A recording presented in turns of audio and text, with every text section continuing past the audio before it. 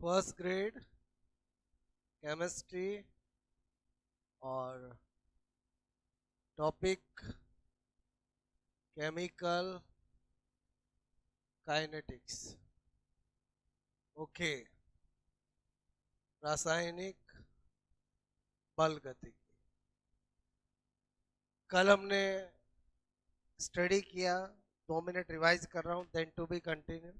हमने सबसे पहले देखा रेट ऑफ रिएक्शन क्या होता है, तो change of concentration divide by change of time. सांद्रता में परिवर्तन और परिवर्तन में लगा समय के अनुपात को क्या कहते हैं हम? रेट, वेलोसिटी, दर, वेग, एक ही बात है। क्लियर? अब हमारे केमिस्ट्री के अंदर रिएक्शंस होती है, तो रिएक्शंस में रिएक्टेंट होते हैं जो डिसोसिएट होते हैं, प्रोडक्ट फॉर्म्ड होते हैं और रिएक्शन होती है। तो इसका मतलब हुआ कि इस चैप्टर में सबसे पहले हमें कौन सा लॉजिक सीखा कि रिएक्टेंट की डिसोसिएशन रेट, प्रोडक्ट की फॉर्मेशन रेट और रेट ऑफ रिएक्शन का डिफरेंशिएशन इक्वेशन कैसे बनाया जाता है और उससे कैसे कैसे वैरायटी के क्वेश्चन बनते हैं। फिर रिएक्शन चाहे स्लो हो या फास्ट हो, फर्स्ट ऑर्डर हो या जीरो ऑर्डर हो, सबकी रेट की यूनिट फिक्स होती है, mall, litre inverse, second inverse. Clear? Okay, तो यहां तक कहानी हमने स्टडी की थी। अब हम बेसिक स्टडी करने जा रहे हैं एक लॉ ऑफ मास एक्शन, ठीक है? एंड मैंने कहा रेट लॉ। ओके, मैंने कहा क्या बताने जा रहा हूं आपको मैंने कहा डिफरेंस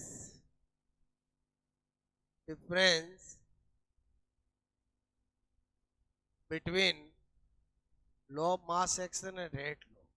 इस चैप्टर में हमारे काम आएगा रेट लॉ, बट फिर भी हम लॉ ऑफ मास एक्शन को भी सीख रहे हैं ताकि आपको पता चले कि दोनों में क्या डिफरेंस है। क्लियर? क्या लिखा मैंने यहाँ पर? द्रव्य अनुपाती क्रिया का नियम तथा दर नियम, ओके, में अंतर। ओके, तो एक तरफ हमने किया लॉ ऑफ मास एक्शन और एक तरफ कर रहा हूं मैं, बोलो, रेट लॉ। ओके, सबसे पहली बात, law of mass action direct reaction पे लगाया जाता है, जबकि रेट लॉ किसी भी रिएक्शन की मैकेनिज्म की स्लो स्टेप पर लगाया जाता है। पहला डिफरेंस समझ में आया? यह है डायरेक्ट रिएक्शन, ओके, पर लगाया जाता है, अप्लाइड किया जाता है डायरेक्ट रिएक्शन, और यह दी गई रिएक्शन की मैकेनिज्म,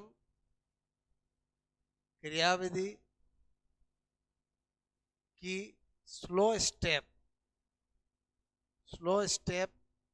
पर लगाया जाता है। ठीक है, बात समझ में आए? बोलो। मेरे कहने का मतलब है मैं क्या कहना चाहता हूं, एग्जाम्पल दे के बता रहा हूं। सपोजेड इमेजिंग कीजिए, ओके, कि यहां पर मैंने, बोलो, फर्स्ट पॉइंट का ही इधर एग्जाम्पल लिया और इधर ही क्या लिया?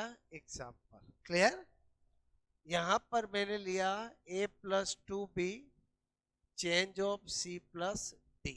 ओके, इधर लिया मैंने a+2b चेंज ऑफ c+d।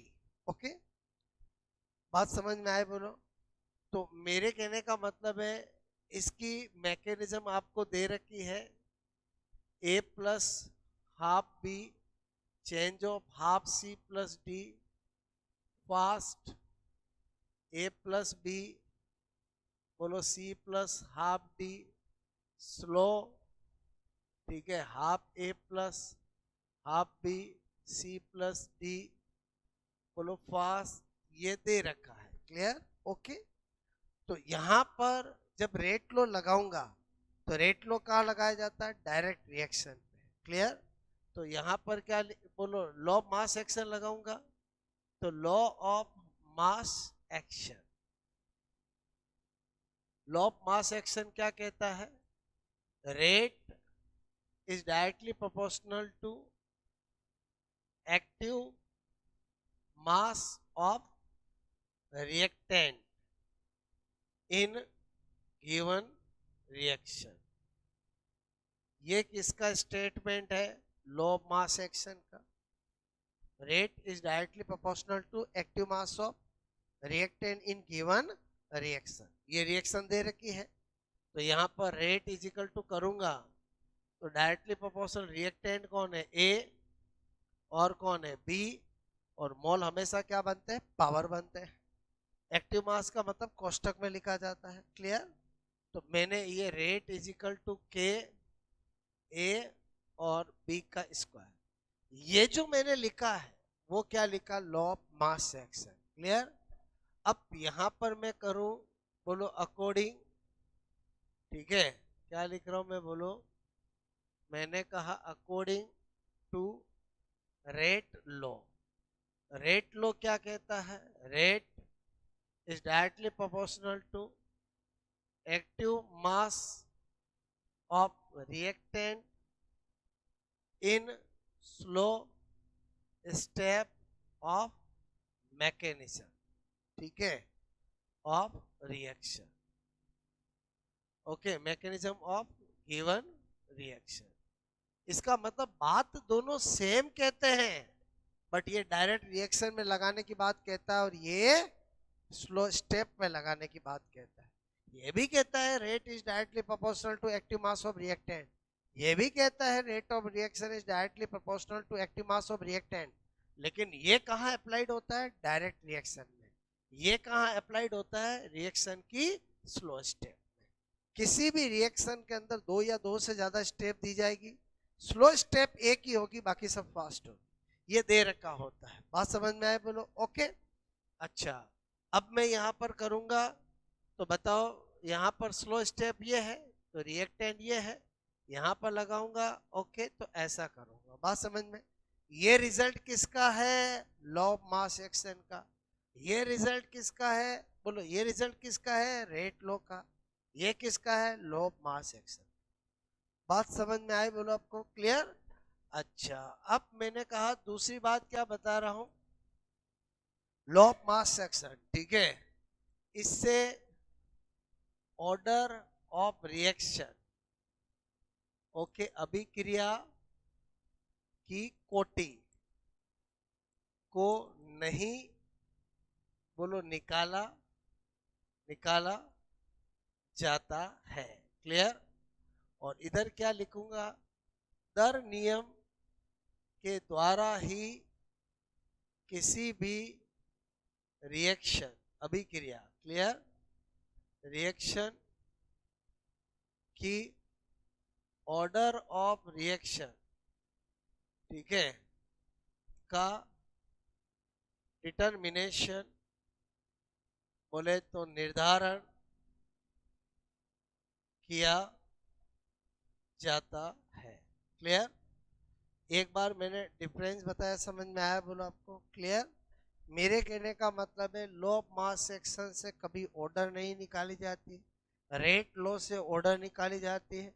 इस चैप्टर में हम ऑर्डर ही पढ़ने वाले हैं, तो हमारा लॉ ऑफ मास एक्शन से कोई लेना देना नहीं, क्लियर। हमारा किससे लेना देना है, किससे लेना देना है, रेट लॉ से।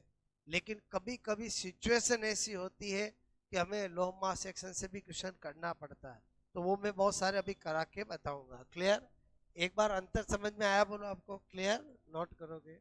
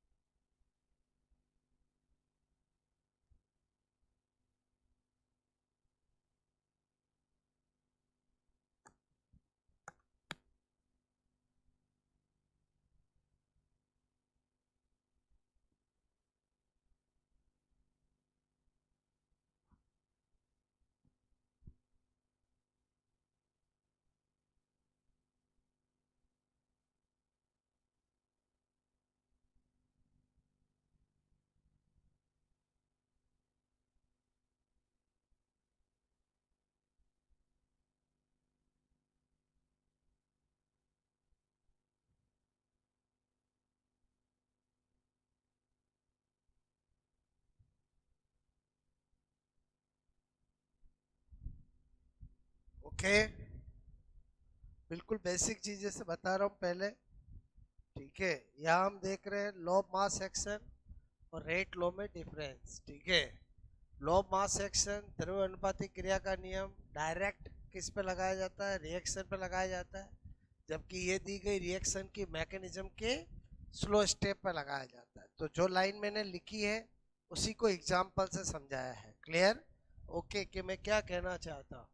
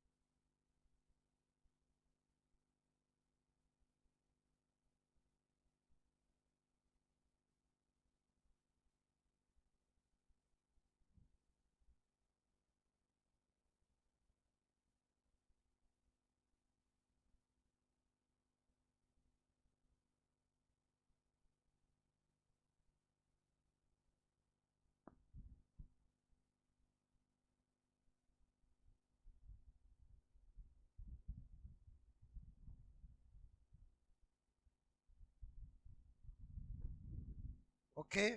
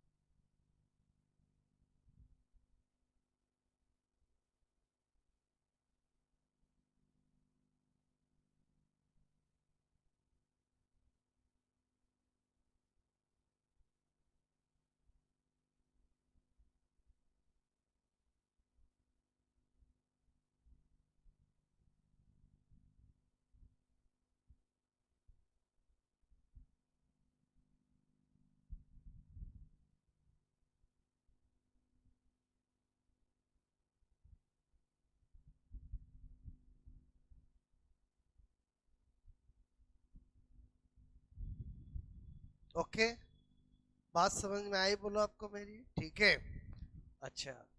तो ऑर्डर ऑफ रिएक्शन किससे डिटरमिनेट की जाती है? इस वाले से। ठीक है,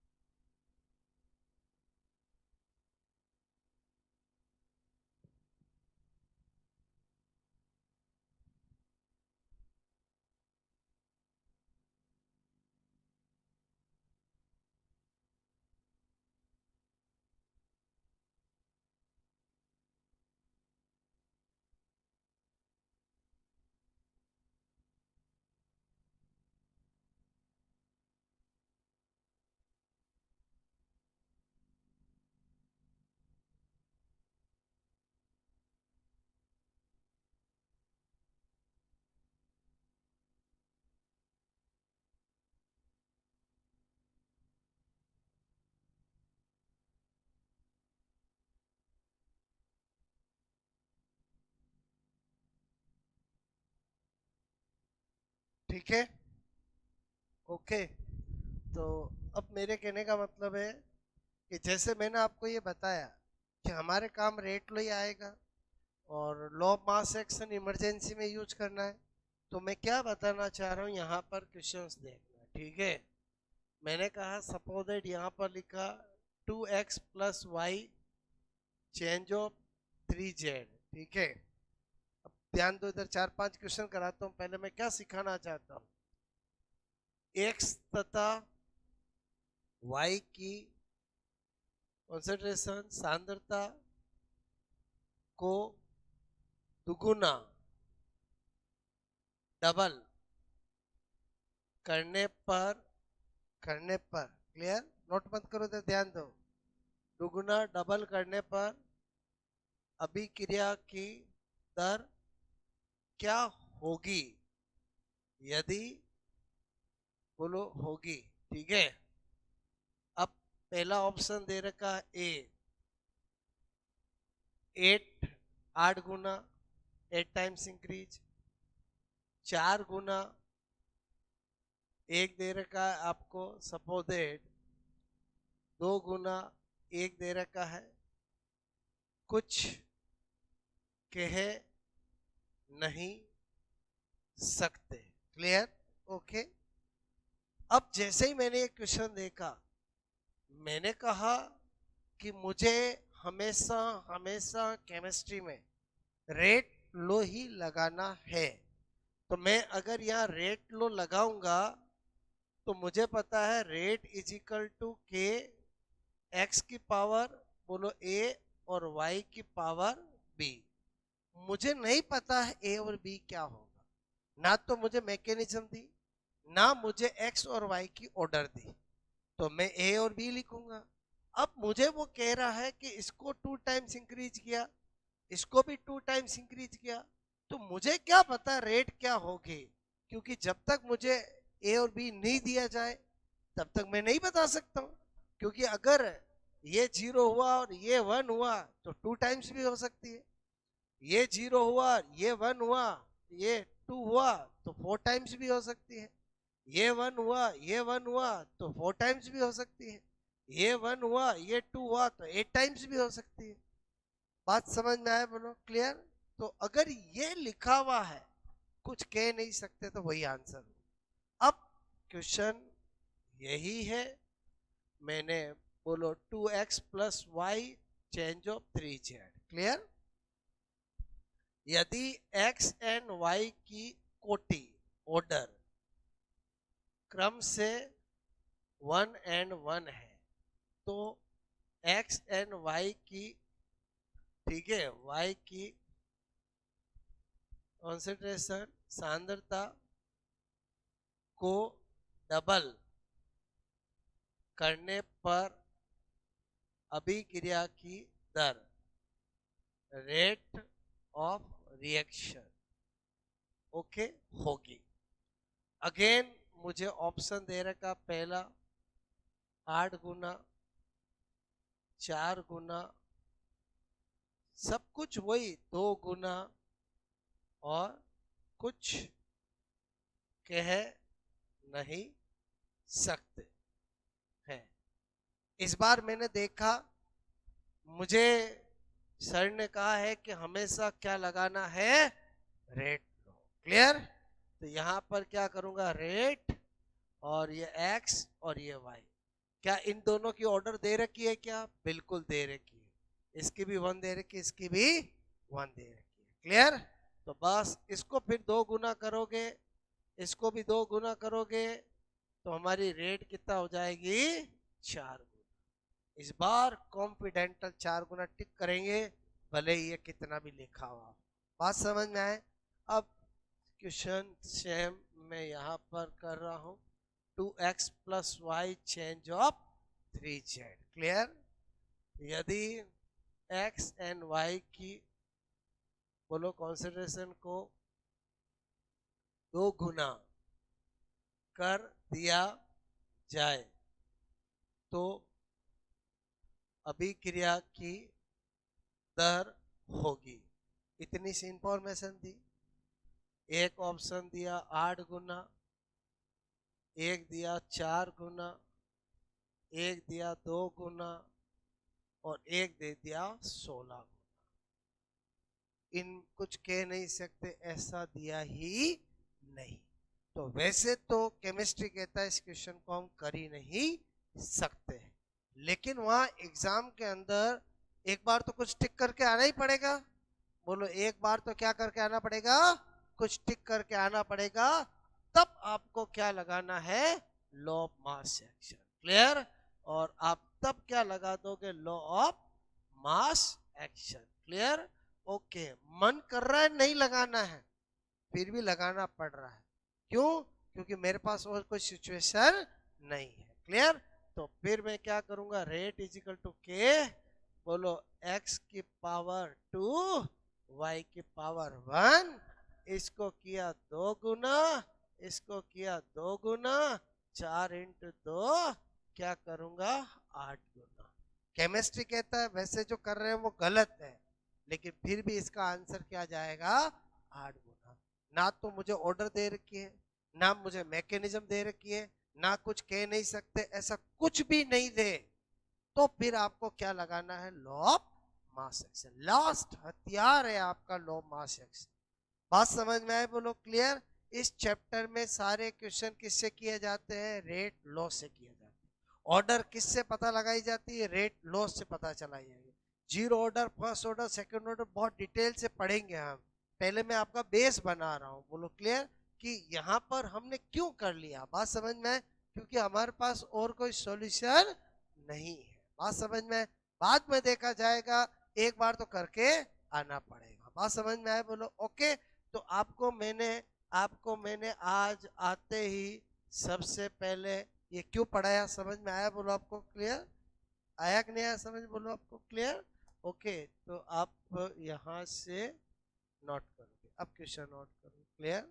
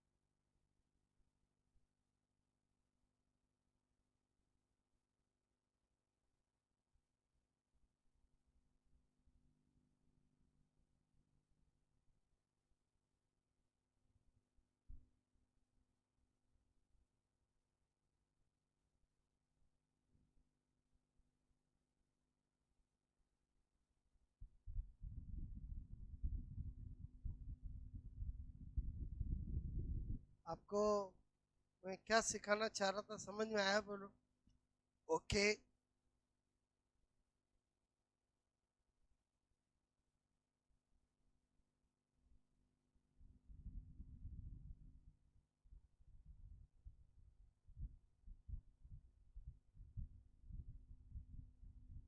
फर्स्ट क्वेश्चन समझ में आया? बोलो।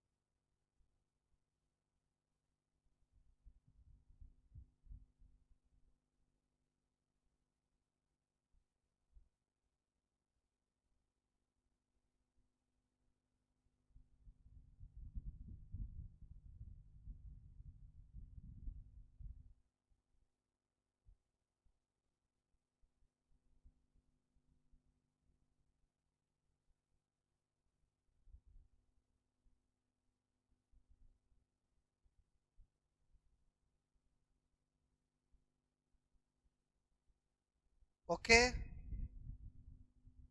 क्वेश्चन नंबर 2 किया।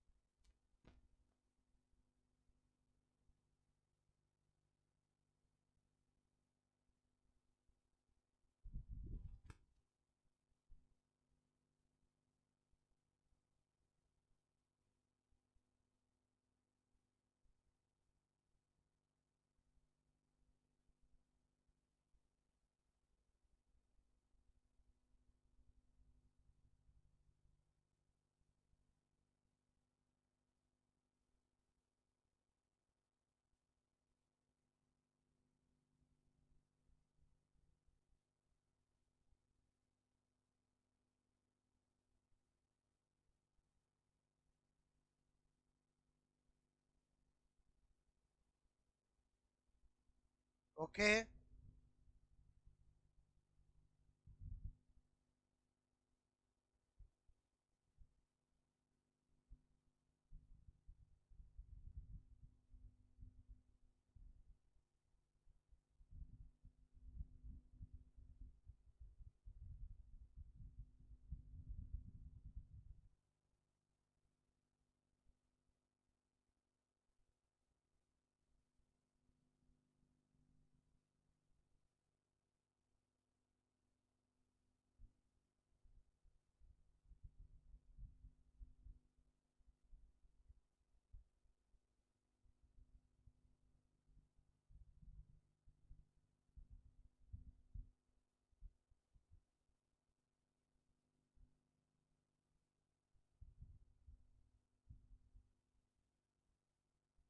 किया नोट बोलो आपने, ठीक है। अच्छा, मैंने कहा सेम ऐसा क्वेश्चन भी आ जाता है एग्जाम में। देखो, अब एक क्वेश्चन लिखूंगा, तीन तरह के ऑप्शन लिखूंगा। तीन क्वेश्चन मैंने सिखाए, अब आपको करना है, ठीक है। मैंने लिखा सपोज दैट यहाँ पर a plus 2b, 3a plus 2b, change of 4c plus 2d, clear. इस अभिक्रिया, ठीक है, 2a प्लस यहाँ पर मैंने कहा b, ठीक है, और 2c प्लस d, इस अभिक्रिया में यदि a एंड b की कॉन्सेंट्रेशन को दो को डबल किया जाता है, ठीक है, बोलो क्या किया जाता है, डबल किया जाता है, तो अभिक्रिया की दर होगी। बोलो क्लियर, मेरी बात को समझना। यहाँ पर दिया मैंने b, ठीक है, यहाँ पर भी 2 दिया, ठीक है। एक ऑप्शन है 16 गुना, 8 गुना, 32 गुना, ठीक है, और कुछ कह नहीं सकते। एक ऑप्शन है ए 16 गुना, बोलो 8 गुना, 32 गुना, और बोलो यहाँ पर 4 गुना, ठीक है। तो बताओ, अगर यही क्वेश्चन और ये ऑप्शन हो तब क्या करोगे? सेम क्वेश्चन है ये ऑप्शन है, इसमें क्या करोगे? अरे इसमें तो यही करोगे, क्योंकि ऑर्डर तो दे ही नहीं रखी है। और इसमें क्या करोगे? वैसे तो नहीं कर सकते, पर फिर भी क्या कर लेंगे, आर इजिकल टू के, ए का स्क्वायर, बी का स्क्वायर, इसको भी डबल किया, इसको भी डबल किया, 4 4 बोलो 16 गुना टिक कर दे। वास्तव में ऐसा नहीं कर सकते, केमिस्ट्री कहता है, केमिकल काइनेटिक कहता है नहीं कर सकते, बट फिर भी हमने क्यों किया? क्योंकि और कोई हमारे पास चांस ऑप्शन नहीं। जब तक ये लिखा हुआ था तब तक हमने यही किया, ये है ही नहीं तो इनमें से ही करना पड़ेगा। समझे नहीं समझे बोलो? ओके, नोट करोगे?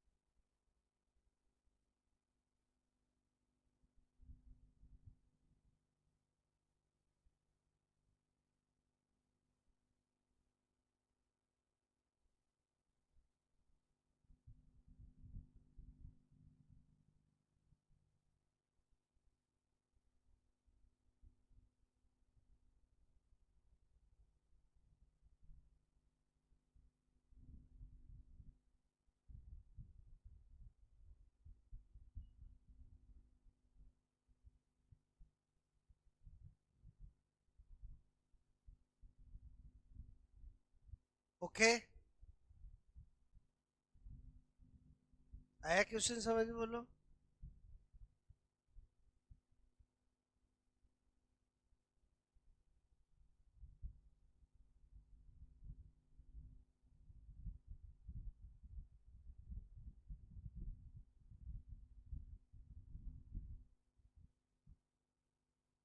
सिचुएशन के अकॉर्डिंग काम करना है, ठीक है?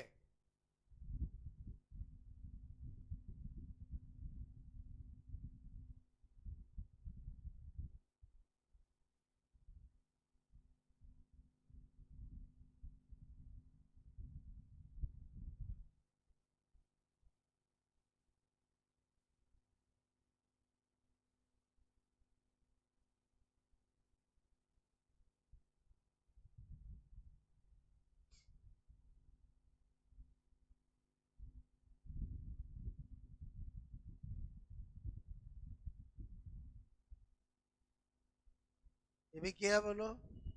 अगर यही क्वेश्चन हमारा ऐसा होता, 2a plus 2b change of 3c plus d, यदि a आपको a एंड b की कॉन्सेंट्रेशन को डबल करने पर अभिक्रिया की दर, रेट ऑफ रिएक्शन होगी यदि ए एंड बी की ऑर्डर क्रम से 0 और 1 है। ये अगर दे रखा, भले ही ऑप्शन पहला 16 गुना हो, दूसरा 2 बोलो 4 गुना हो, तीसरा 2 गुना हो, चौथा बोलो कुछ कह नहीं सकते लिखा हुआ हो। बात समझ में आए? No any doubt. क्या लगाऊंगा? रेट लो, और रेट इज इक्वल टू के ए की पावर एक्स डी की पावर वाई, और मुझे गिवन है एक्स बराबर 0 वाई बराबर 1, तो बोलो रेट इज इक्वल टू के ए की पावर 0 डी की पावर 1, बोलो इसको भी करूँ डबल, इसको भी करूँ डबल, 0 जिसकी पावर होती है उसका मतलब होता है 1, तो यहाँ पर डबल, तो अल्टीमेटली आंसर क्या आएगा? 2 गुना। क्लियर? बोलो बात समझ में आए? मैंने 5 क्वेश्चन करा के क्या सिखाना चाह, समझ में आया कि कब क्या करना है? बात समझ में आए? कब कुछ कह नहीं सकते, लिखा हो तो टिक करना है। कब बोलो ये लिखा हुआ होते हुए भी जब ऐसी इंफॉर्मेशन मिल जाए तो क्या करना है, और कब जब सिचुएशन ऐसी आ जाए कि 4 में एक टिक करना है तो क्या करना है। बात समझ में आए बोलो? आपको क्लियर? नोट करोगे?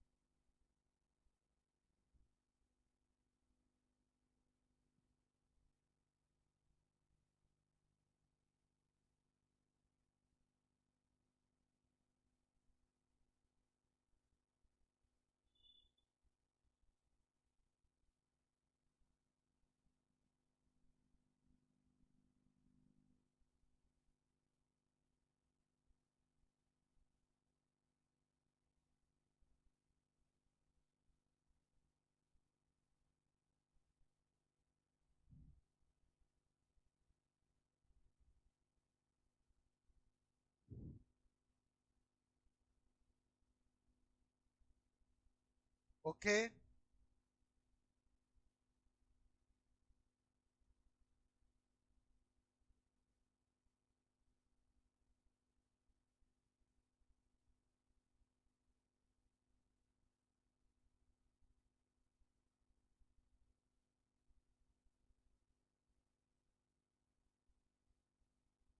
ठीक है। तो आपको जो मैं सिखाना चाह रहा था समझ में आया बोलो?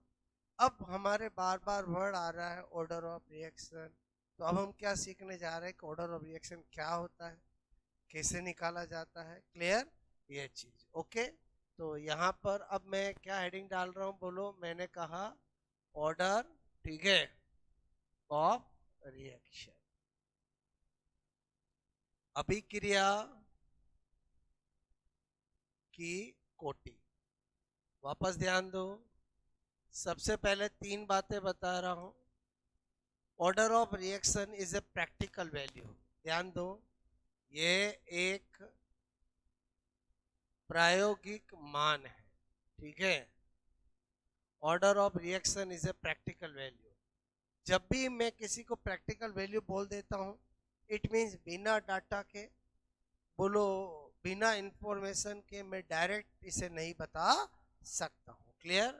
दूसरा मैंने कहा इससे अभिक्रिया की क्रियाविधि, क्रियाविधि ओके के स्लो स्टेप पर रेट लो दर नियम, ओके, दर नियम लगाकर ज्ञात किया जाता है। तो मैंने पहले ही आपको सिखा दिया कि रेट लो क्या होता है, स्लो स्टेप क्या होती है, कैसे लगाया जाता है। बोलो बात समझ में? दूसरी स्टेप क्या है, ये कैसे फाइंड आउट की जाती है? रिएक्शन की मैकेनिज्म की स्लो स्टेप पर रेट लो लगा के निकाला जाता है। सपोज दैट रिएक्शन मिल गई, मैकेनिज्म मिल गई, रेट लो मिल गया, फिर ऑर्डर ऑफ रिएक्शन क्या होगा? तो मैंने कहा अभिक्रिया की कोटि जो होती है, कोटि बोलो दर नियम, ओके, में क्रिया कारकों की घातों, ठीक है, घातों के योग के बराबर होती है। यानी मैं क्या बताना चाह रहा हूं आपको, बोलो order, okay, is equal to power, मैंने कहा sum of power of reactants in in rate law. कोई भी रेट लो मिलेगा, उसमें जितने भी रिएक्टेंट होंगे उनकी बोलो पावर को क्या करना है, जोड़ना है। तीन बातें मैंने बताई, समझो कैसे। सपोज दैट मैंने लिया यहाँ पर 2a plus B, change of 3c plus D, clear. और मैंने दिया आपको mechanism, half A plus half B, change of C plus D. और इसको दिया मैंने बोलो सपोज दैट आपको फास्ट, ठीक है।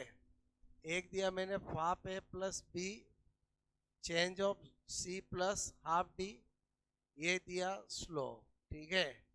एक दिया A plus half B, change of C plus half D, इसको दिया फास्ट।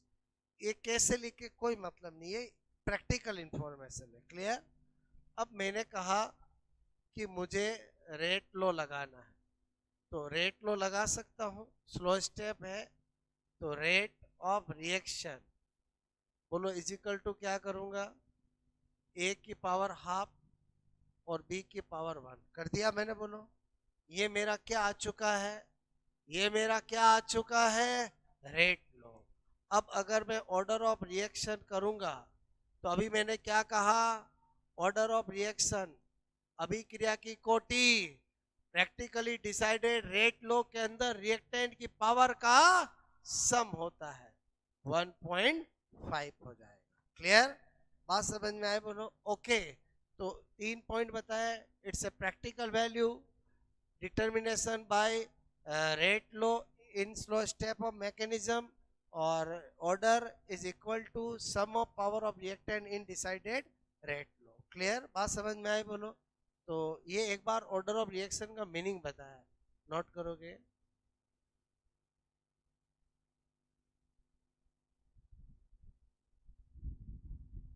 ठीक है।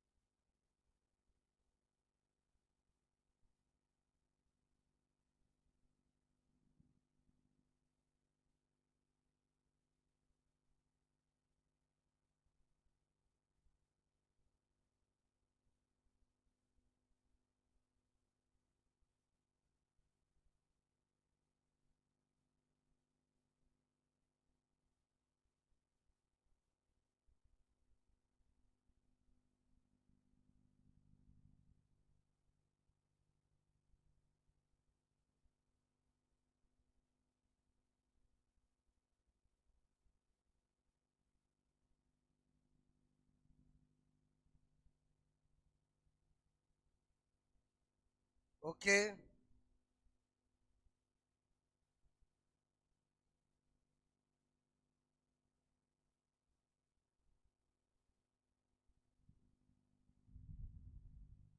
इट्स अ प्रैक्टिकल वैल्यू, ये एक प्रायोगिक मान है। ये रिएक्शन के मैकेनिज्म के स्लो स्टेप पर रेट लो दर नियम लगाकर ज्ञात किया जाता है।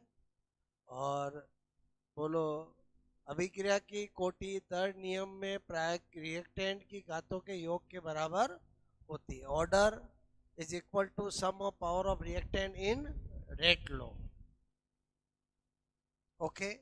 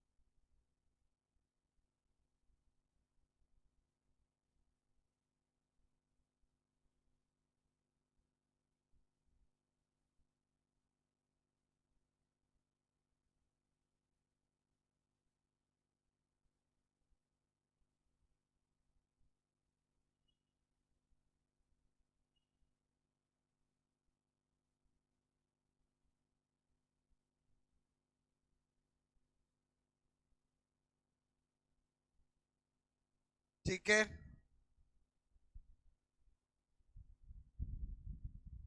बात समझ में आई बोलो आपको? ठीक है, तो यहाँ से हमें एक बात समझ में आई क्या, कि ऑर्डर ऑफ रिएक्शन तो कुछ भी हो सकता है, A1 2 पॉइंट में 0 कुछ भी हो सकता है, बोलो क्लियर? तो यहाँ पर जैसे मैंने आपको ये एक एग्जाम्पल कराया, क्लियर? ओके, ये हमने वन एग्जाम्पल करा। ऐसे ही मैं यहाँ पर एक क्वेश्चन करा रहा हूँ कि निम्न दिए गए रेट लो से ऑर्डर ऑफ रिएक्शन बोलो ज्ञात करो। ओके, सीख रहे इसलिए आपको ये बहुत सारे दिए जा रहे हैं, 3 4 5 6 7 8, क्लियर? बोलो यहाँ पर दिया जा रहा है कि x1 y, ठीक है, 2 r इज इक्वल टू बोलो के P2 Q0, बोलो M0 N0, बोलो A हाफ B हाफ, बोलो X, भाई हमें क्या पता रिएक्टेंट कौन होगा, ए बी हो, पी क्यू हो, एम एन हो, X1 हो, कुछ भी हो, बोलो clear? Okay, 3/2 y1/2, rate is equal to, यहाँ पर मैंने लिखा A-2 y3, क्लियर? बोलो के x-1 y1 z बोलो 0, क्लियर? बोलो यहाँ पर A 1/2, B 3/2, C 1/4, क्लियर? बात समझ में आए बोलो? अब मेरे को पूछा है कि ऑर्डर क्या होगी, अगर मुझे रेट लो दे रखा है तब तो मुझे सेकंड लगेगा, बोलो क्लियर?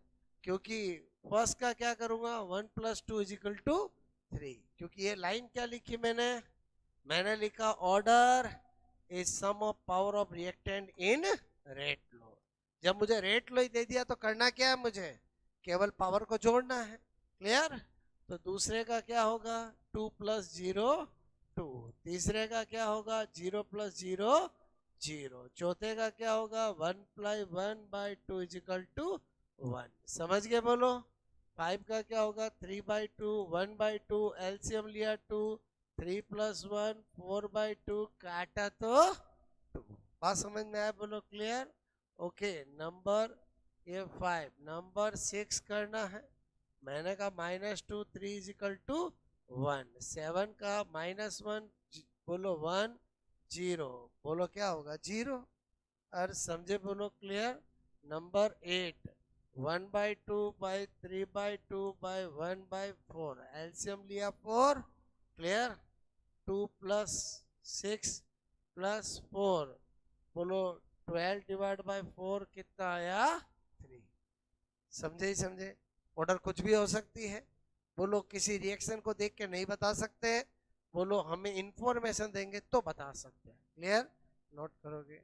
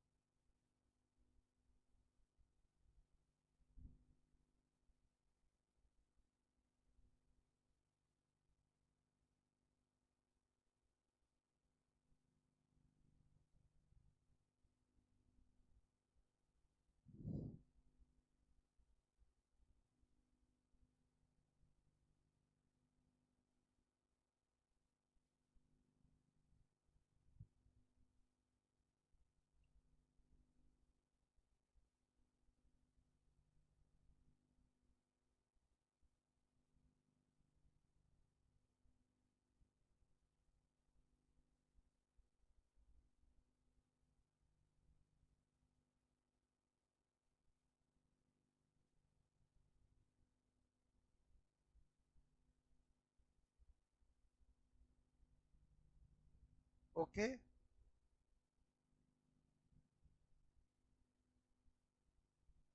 बात समझ में आई बोलो? ठीक है, लास्ट वाले में हाफ प्लस 3/2/1/4 क्लियर। एलसीएम लिया 4, बोलो यहाँ पर 2, यहाँ पर 6 और अच्छा 1 क्लियर। तो मैंने कहा यहाँ पर क्या आएगा बोलो? ओके, ये 8 9/4, बोलो 5/2 2.5। समझ में आया बोलो? एलसीएम लेना आता है बोलो? और ऐसे ही लेंगे ना, ठीक है। तो यहां से आपको क्या पता चला कि ऑर्डर ऑफ रिएक्शन कुछ भी हो सकती है, 0, फ्रंक्शनल, 1 2 क्लियर। बात समझ में? ये सब कुछ डाटा पे डिपेंड करता है, प्रैक्टिकल वैल्यू है ये, ठीक है। किसी रिएक्शन को देख के नहीं बता सकते कि उसकी ऑर्डर क्या होगी, क्लियर। ओके, फिर भी मैं क्या टाइटल डाल रहा हूं यहाँ पर? मैंने लिखा कुछ महत्वपूर्ण, बोलो कोटि की अभिक्रियाओं के उदाहरण, ठीक है। ओके, क्या लिखा मैंने? Example of some important order of reaction, example of some important order of reaction. Okay, ये क्यों बता रहा हूं? क्योंकि आगे काम की चीज है। मैंने क्या बताया? आप किसी भी रिएक्शन को देख के नहीं बता सकते कि वो किस ऑर्डर की है, जब तक कि आपको प्रैक्टिकल डाटा नहीं मिले, जब तक आपको उसकी मैकेनिज्म नहीं मिले, जब तक आपको रेट लो नहीं मिले। बात समझ में आए ब्रो? क्योंकि order of reaction is a practical value, not a theoretical value, clear. Okay, फिर भी मैं आपको कुछ बहुत इंपॉर्टेंट है उनके एग्जाम्पल बता रहा। अभी मैं आपसे कहूं कि भगवान राम की वाइफ कौन है? भगवान राम की वाइफ कौन है? सीता। सबकी पत्नियों के नाम नहीं याद हो तो चलेगा, लेकिन राम का तो याद होना चाहिए। बात समझ में? ठीक वैसे ही रिएक्शन बहुत सारी है, सब अलग अलग ऑर्डर की होती है, याद नहीं करना है क्योंकि डायरेक्ट रिएक्शन देख के नहीं बताया जा सकता। फिर भी कुछ रिएक्शन बहुत इंपॉर्टेंट है तो उनकी ऑर्डर पता होनी चाहिए, क्लियर। तो यहां पर मैंने लिखा पहला, example of zero order reaction, clear. क्या लिख रहा हूं मैं बोलो? शून्य, मैंने कहा कोटि की अभिक्रिया, बोलो के उदाहरण, ठीक है। मैंने लिखा और उससे बहुत कुछ सीखने को मिलेगा। पहला मैंने लिखा H2 plus Cl2 presence of sunlight to HCl। जैसे ही मैंने लिखा ये जीरो ऑर्डर की है, तो इसका मतलब हुआ कि इमेजिंग कर रहे हैं कि रेट लो ऐसा आया होगा। अरे ऐसा आया होगा तभी हम बोल रहे हैं। मैं क्या बोल रहा हूँ? H2 और Cl2 की पावर जीरो आई होगी। मुझे यहाँ ऊपर लिखा हुआ है तब मैं बता रहा हूँ ये जीरो ऑर्डर की, बाकी देख के नहीं बता सकते। लेकिन जब इस रिएक्शन को लिखा मैंने जीरो ऑर्डर में, तो एक बात समझ में आई कि सनलाइट की प्रेजेंस में जो रिएक्शन होती है वो जीरो ऑर्डर वाली। लॉजिक समझ में आ रहा है बोलो आपका? बोलो क्लियर। ओके, मैंने लिखा यहाँ पर A change in B, clear. और यहाँ पर लिख रखा है एक्सिस आधिक्य, क्लियर। और मैं कह रहा हूं ये जीरो ऑर्डर के एग्जांपल है। इसका मतलब बोलो रेट लो से रेट इज इक्वल टू के, और ऐसा आया होगा तभी ये जीरो ऑर्डर का हुआ। और यहां से मुझे पता चला कि जिस रिएक्टेंट के नीचे एक्सिस लिख रखा हो उसकी ऑर्डर जीरो होती है। बात समझ में आए? फर्स्ट ग्रेड का क्वेश्चन है ये। बोलो A plus B change of, बोलो change of C plus D, clear. और इसके नीचे लिख दिया आदि के। इस अभिक्रिया में बी की ऑर्डर, ओके, होगी। पहला ऑप्शन 1, बोलो 0, 2, ठीक है, और यहाँ पर 1.5। क्या आंसर होगा बोलो? 0। ये फर्स्ट ग्रेड में आया हुआ क्वेश्चन। मैं क्या सिखाना चाह रहा हूँ, समझ में आया बोलो आपको? कि ये दो इंफॉर्मेशन हमें कोड को सिखाया है कि अगर किसी भी रिएक्टेंट में, किसी रिएक्शन में रिएक्टेंट के नीचे क्या लिख रखा हो, एक्सिस में लिख रखा हो, तो उसकी ऑर्डर 0 होती है। सनलाइट की प्रेजेंस हो तो उस रिएक्शन की ऑर्डर भी 0 होती है। क्लियर? ओके, मैंने लिखा यहाँ पर number 2, example of first order reaction. Clear? First order reaction के एग्जाम्पल। वैसे किसी रिएक्शन को देख के नहीं बता सकते कि उसकी ऑर्डर क्या होगी, लेकिन कुछ एग्जाम्पल इतने इंपॉर्टेंट है, इतने इंपॉर्टेंट है। आपको कहा जाए बॉलीवुड का बादशाह कौन है, बोलो महानायक कौन है? अमिताभ बच्चन, बोलो। क्लियर? तो ये तो आपको पता होना ही चाहिए।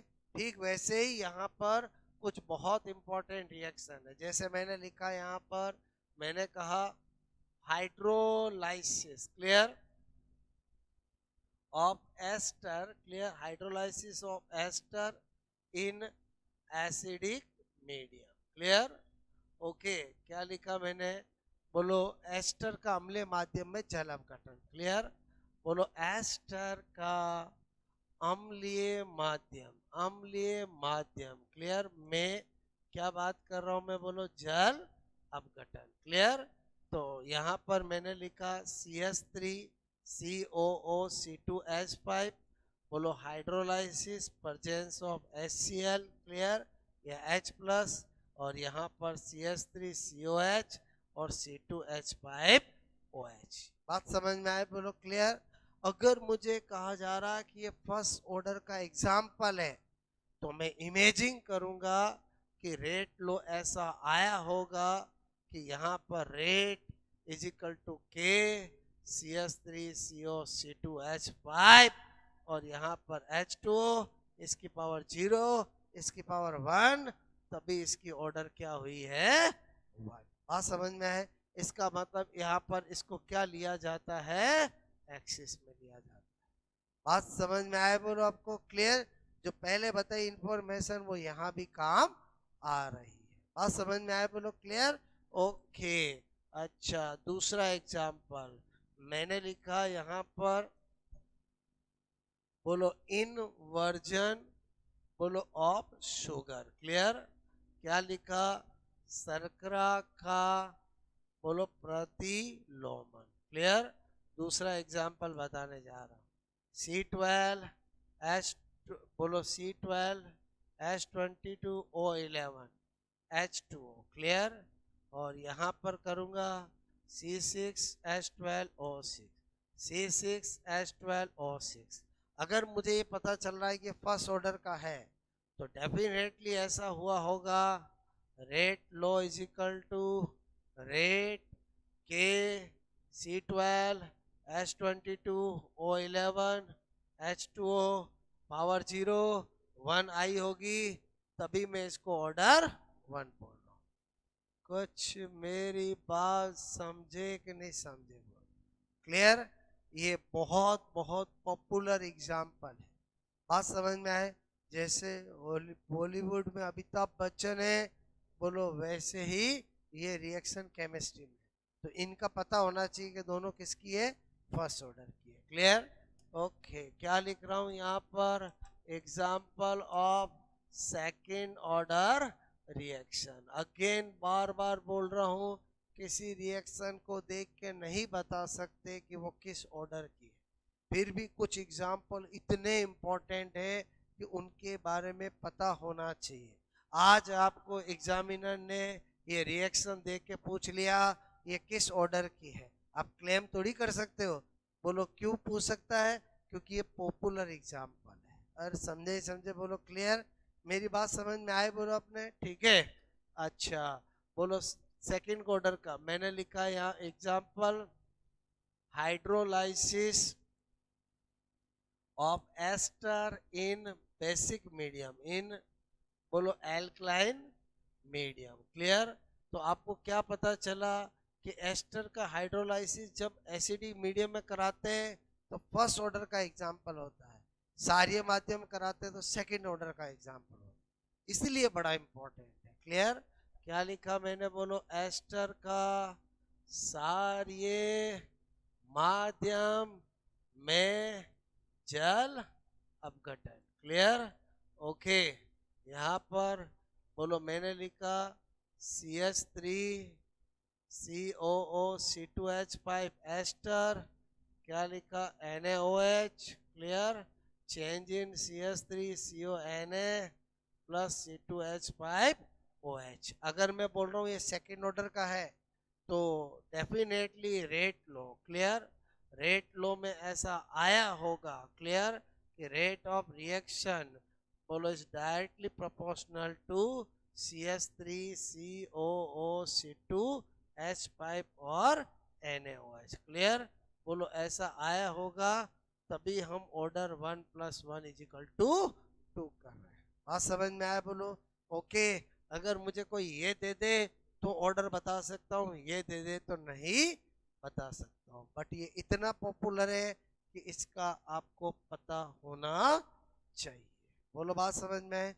ओके, और बताता हूँ, पहले इतना नोट करोगे, ये किया था नोट, बोलो।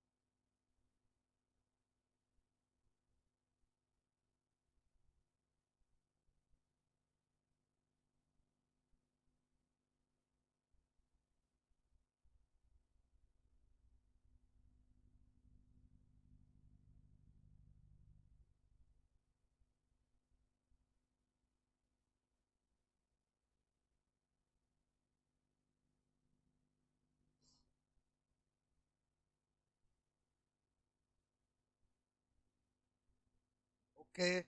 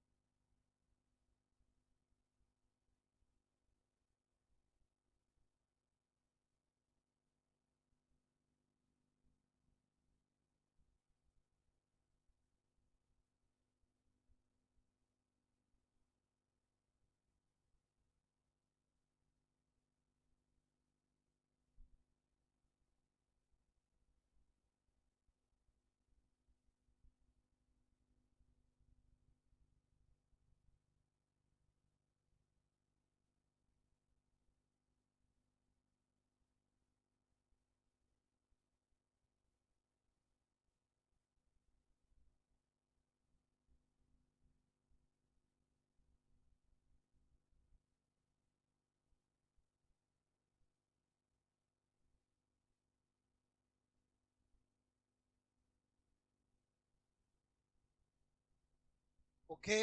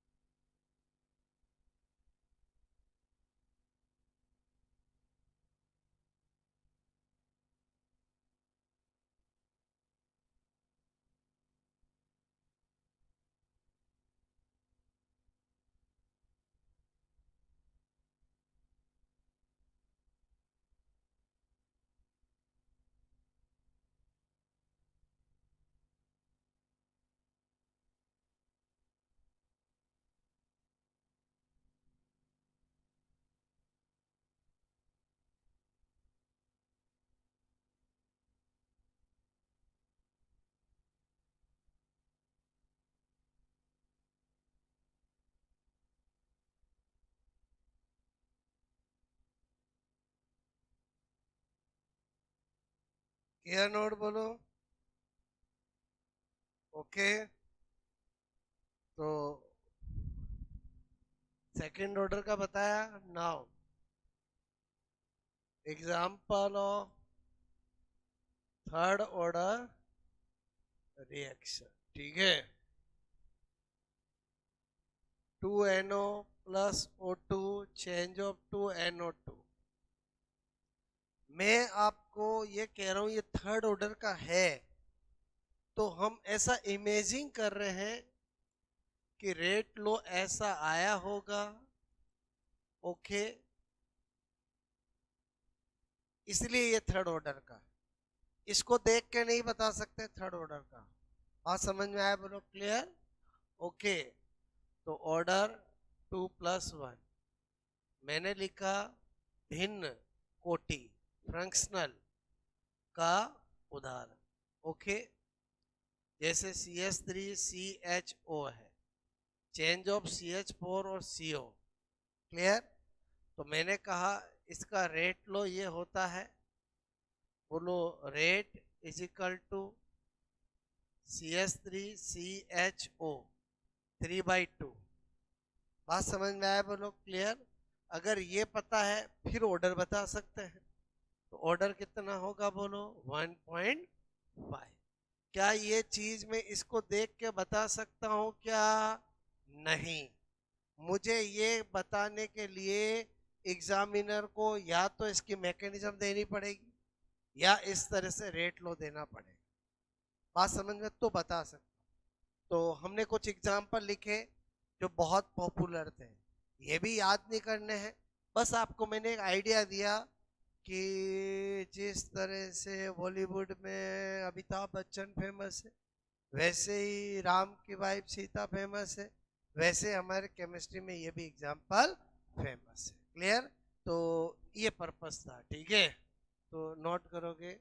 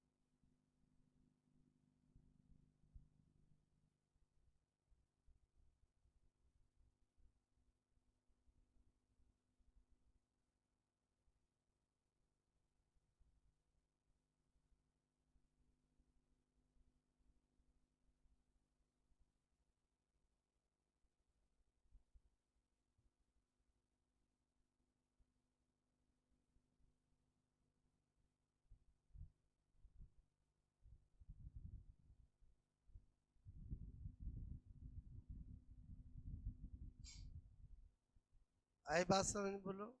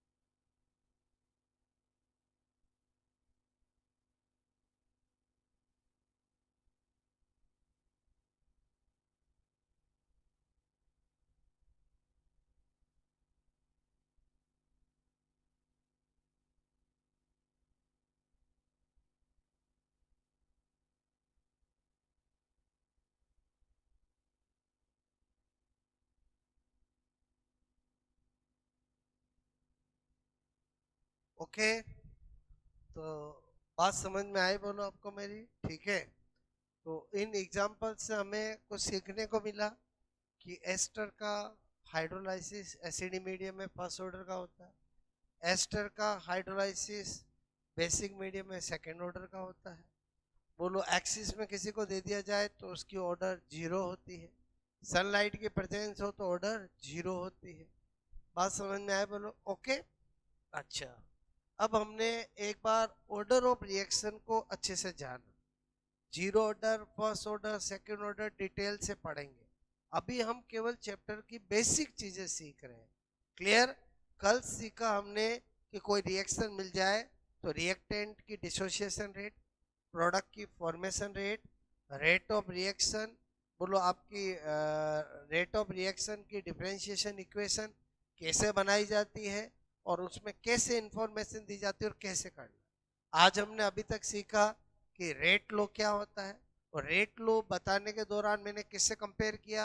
लॉ ऑफ मास एक्शन, जिसकी हमें कभी जरूरत पड़ सकती है। क्लियर? सिचुएशन पे डिपेंड करता है। बाकी हमारी फर्स्ट चॉइस हमेशा रेट लो ही यूज करने की होगी। क्लियर? तो रेट लो क्या होता है, कैसे निकाला जाता है, रेट लो लगा के कैसे क्वेश्चन किए जाते हैं, वो हमने किया। फिर ऑर्डर ऑफ रिएक्शन क्या होता है, मैंने आपको 3 बातें बताई। Order of reaction is a practical value, determination of order reaction by rate low on slow step of reaction mechanism, और थर्ड पॉइंट बताया कि ऑर्डर इक्वल किसके होता है? Power of reactant in decided rate law. Clear? और फिर हमने बहुत सारे एग्जांपल और प्रैक्टिस की। क्लियर?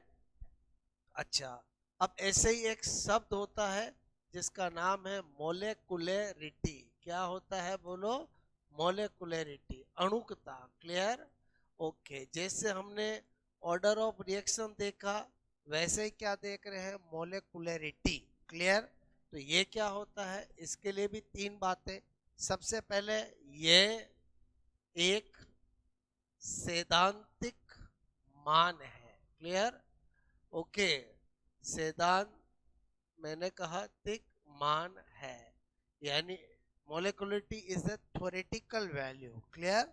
अगर मैंने इसको सैद्धांतिक मान बोला है तो फिर तो ये तो डायरेक्ट रिएक्शन से निकाला जाएगा। बोलो क्लियर?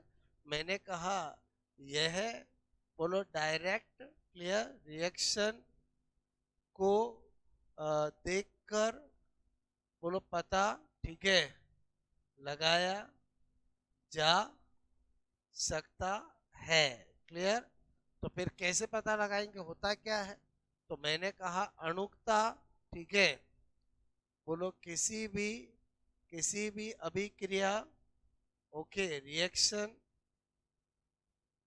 रिएक्शन में रिएक्टेंट्स, बोलो रिएक्टेंट्स, ओके, के मोलों के योग के बराबर, ठीक है,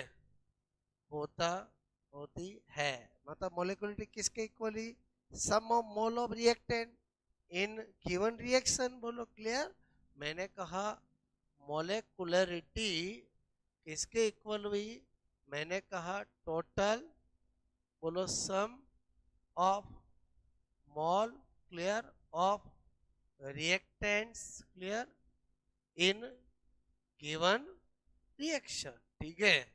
ओके, तो इसका मतलब हुआ, इसको तो डायरेक्ट देख के निकाल सकते हैं। जैसे यहाँ पर मेरे को रिएक्शन मिली A+2B change of C+D। Clear? मुझे कोई कहे इसकी मोलिकुलरिटी क्या होगी, तो मैं यहाँ पर तुरंत बता सकता हूँ कि 1+2 = 3। बात समझ में आया? बोलो क्लियर?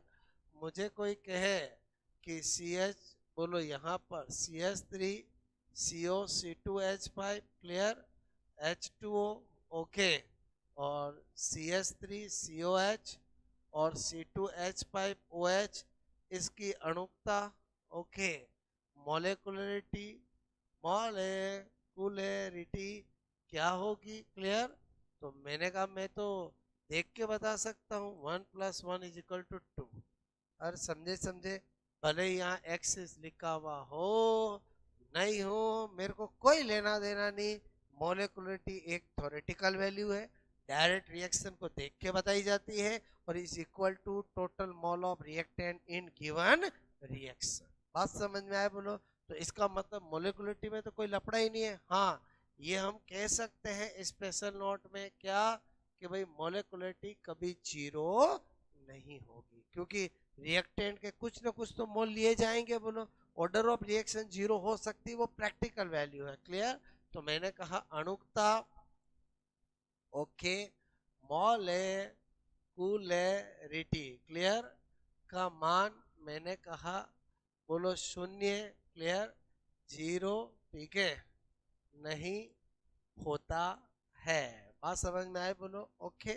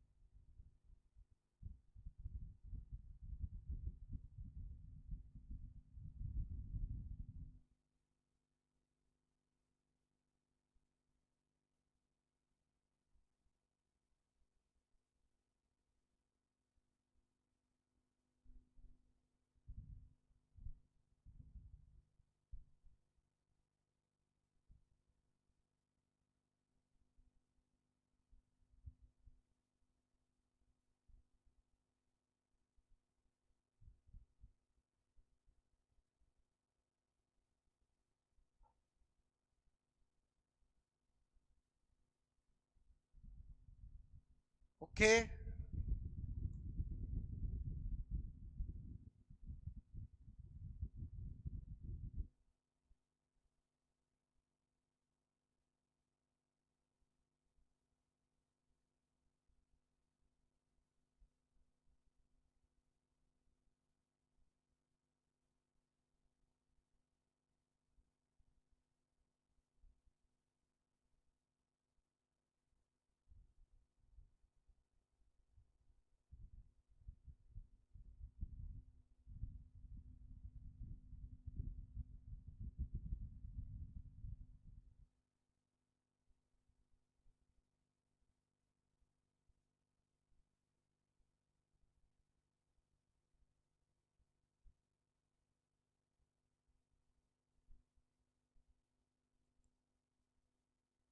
ओके,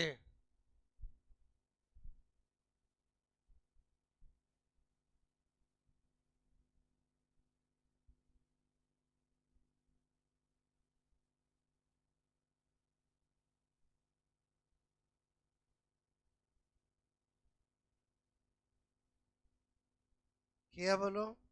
ठीक है, बात समझ में आए बोलो?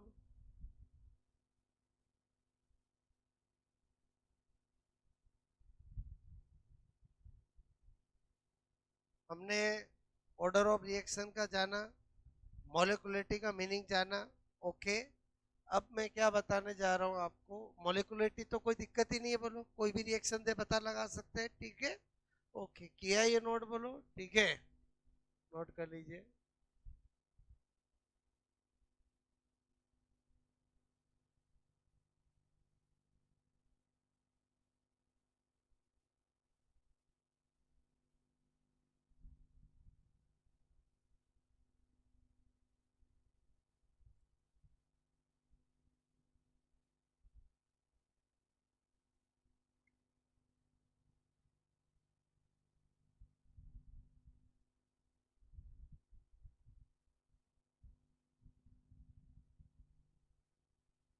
ये आया समझ में, बोलो आपको क्लियर।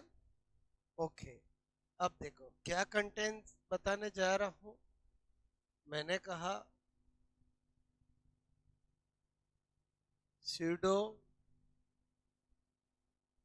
Uni molecular reaction. क्या हेडिंग डाली मैंने? छद्म एकाणुक अभिक्रिया। नाम सुना होगा, बोलो क्लियर। ओके, वह रिएक्शन जिनकी ऑर्डर 1 होती है, मोलिकुलरिटी 2 होती है, उन्हें हम क्या कहते हैं? Pseudo unimolecular reaction. क्लियर। वह रिएक्शन जिनकी मैंने कहा ऑर्डर 1 होती है, परंतु मोलेकुलरिटी 2 होती है, उन्हें बोलो क्या कहते हैं? छद्म एकाणुक अभिक्रिया। Okay, pseudo unimolecular reaction कहते हैं, ठीक है। फॉर एग्जाम्पल, जैसे मैंने यहाँ लिखा, hydrolysis of ester in acidic medium. Clear. Okay, मतलब मैंने लिखा CH3 CO C2H5 H2O, presence of H plus, CH3 COH C2H5OH। Clear. आज मैं इसका ऑर्डर पूछूं कितना? 1। मैंने कहा मोलेकुलरिटी कितना? 2। तो इसका मतलब किसका एग्जाम्पल होगा? स्यूडो यूनिमोलिकुलर का। मोलिकुलरिटी फटाक से आपने 2 बता दी, ऑर्डर 1 कैसे बताई? समझ में आया, बोलो। क्यों ये एग्जाम्पल याद करवाया? समझ में आया। अगर मैं एग्जाम्पल बताता ही नहीं तो आपको यहाँ पर पता ही नहीं चलता कि इसकी ऑर्डर मैंने 1 क्यों लिखी। बात समझ में आए? वो गिने चुने एग्जाम्पल जो बहुत पॉपुलर है, और वो भी मुझे ये पढ़ाने के लिए मैंने एग्जाम्पल बताया। बात समझ में आए? ताकि आपको समझ में आए कि इसको स्यूडो यूनिमोलिकुलर क्यों कहते हैं। हर वो रिएक्शन जिसकी ऑर्डर 1 मोलिकुलरिटी 2 होगी, उसे स्यूडो यूनिमोलिकुलर रिएक्शन कहा जाएगा। क्लियर? नोट करोगे?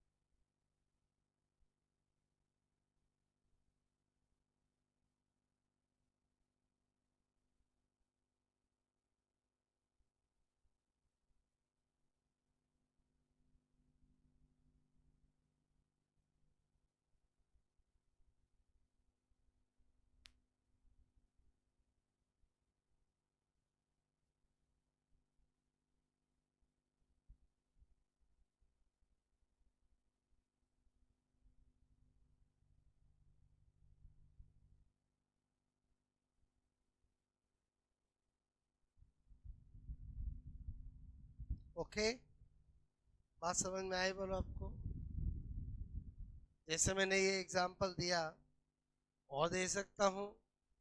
मैंने कहा इन्वर्जन ऑफ शुगर, क्लियर। अगर मैं लिखता हूँ शर्करा का प्रतिलोमन, क्लियर, कोई दिक्कत नहीं। मुझे पता है C12H20O11 H2O C6 H12O6 C6H12O6, clear. अगर मैं पूछूं इसकी ऑर्डर कितनी, 1, बात समझ में आए? बोलो मोलेकुलरिटी कितनी, 2। तो ये भी किसका एग्जाम्पल होगा, स्यूडो यूनिमोलिकुलर रिएक्शन, क्लियर।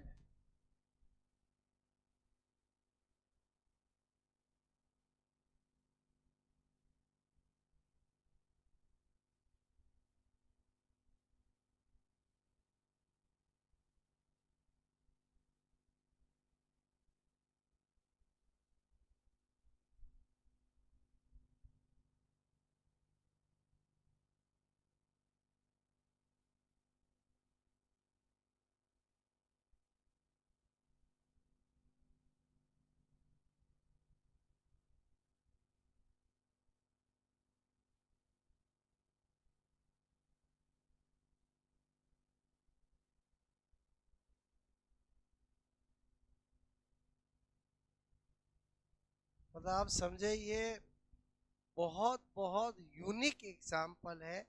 किसके बोलो, स्यूडो यूनिमोलिकुलर। बात समझ में आए बोलो? ओके। तो इसका मतलब अगर एग्जाम में कभी ऐसा आ जाता है, निम्न में से छद्म एकाणुक अभिक्रिया का एग्जाम्पल है, बोलो आपको क्या पूछा जा रहा है, find out pseudo unimolecular reaction, ठीक है। तो ऑप्शन आपको दे सकते हैं CH3CO C2H5 NaOH, change of CH3CO Na, बोलो C2H5OH, एक एग्जांपल। दूसरा आपको दे सकते हैं 2NaO2, change of 2NO2, clear. तीसरा आपको दे सकते हैं यहाँ पर, बोलो सपोजेड C12, क्लियर, H22O11, बोलो H2O C6 H12O6 2, clear. Okay, चौथा आपको दे सकते हैं यहाँ पर, बोलो H2 plus Cl2, presence of sunlight 2HCl, clear.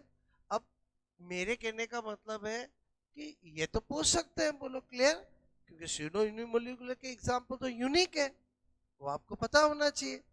मैंने आपको वो एग्जाम्पल क्यों बताया, समझ में आया बोलो? ताकि आपका पहले बेस बन जाए और इसके एग्जाम्पल पहचानने में आपको दिक्कत नहीं आए, बोलो क्लियर। तो इसका आंसर क्या होगा, बोलो सी हो। बात समझ में आए? अरे सी होगा कि नहीं होगा, क्लियर।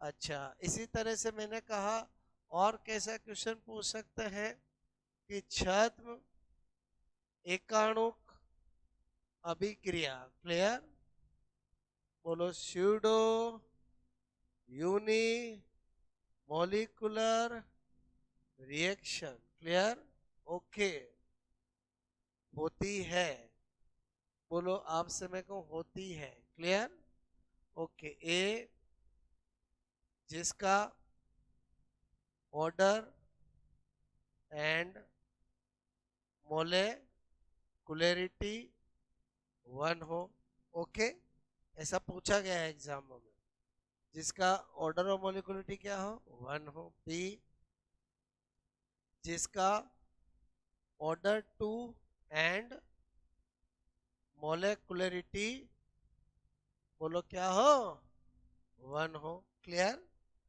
बोलो जिसका, बोलो मोलिकुलरिटी 2 एंड ऑर्डर 1 हो, ओके। और डी जिसका दोनों दोनों मतलब ऑर्डर ऑफ मोलिकुलरिटी 2 हो। बताओ क्या आंसर होगा। अरे क्या पूछा है, स्यूडो यूनिमोलिकुलरिटी जिसका मोलिकुलरिटी क्या हो 2 और ऑर्डर क्या हो 1। समझे नहीं समझे। अरे आपसे पूछा स्यूडो यूनिमोलिकुलर रिएक्शन किसको कहते हैं, ऑर्डर ऑफ मोलिकुलरिटी 2 1 हो, ये तो गलत हो गया ना, ये भी रॉन्ग हो गया, क्योंकि ऑर्डर 2 और मोलिकुलरिटी 1 ये थोड़ी होता है, मोलिकुलरिटी 2 और ऑर्डर 1 ये होता है। मैंने क्या लिखा यहाँ पर, बोलो क्या लिखा, वे रिएक्शन जिसकी ऑर्डर क्या हो 1, मोलिकुलरिटी क्या हो 2, उसे क्या कहते हैं, स्यूडो यूनिमोलिकुलर रिएक्शन। एग्जाम्पल बताया, order 1 molecularity 2 pseudo unimolecular, order 1 molecularity 2 pseudo unimolecular. और समझे समझे बोलो, ये इस तरह के क्वेश्चन एग्जाम में पूछे गए। मेरी बात समझ में आई बोलो, आपको क्लियर एनी क्या, डी क्यों होगा, ये तो जीरो ऑर्डर का है ना, क्या फिर वही मोलिकुलरिटी की डेफिनेशन, स्यूडो यूनिमोलिकुलर की डेफिनेशन क्या है, जिसकी ऑर्डर क्या होनी चाहिए 1, मोलिकुलरिटी क्या होनी चाहिए 2, वो ही स्यूडो यूनिमोलिकुलर हो, ये कंडीशन होगी तो ही होगी। क्लियर। तो एग्जांपल भी मैंने बताया, ये देखो ये क्वेश्चन भी तो बताया ना। अरे समझ में आई मेरी बात, बोलो क्लियर। ये पहले वाला क्यों काट दिया, क्योंकि मोलिकुलरिटी भी 2 है, ऑर्डर भी 2 है। दूसरा क्यों काट दिया, मोलिकुलरिटी 3 है, ऑर्डर बोलो हमें क्या पता, फिर भी ऑर्डर 3 है पता है मुझे।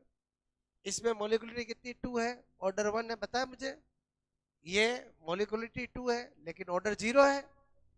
अरे समझे समझे बोलो क्लियर। ओके, तो इसीलिए तो मैंने अगला क्वेश्चन ये कराया कि मीनिंग भी पता होना चाहिए, इसका मीनिंग क्या होता है, जिसकी मोलिकुलरिटी 2 और ऑर्डर 1 होगा उसको ही हम स्यूडो यूनिमोलिकुलर कहेंगे, और दूसरे किसी को नहीं। बात समझ में आए बोलो ओके, नोट करोगे।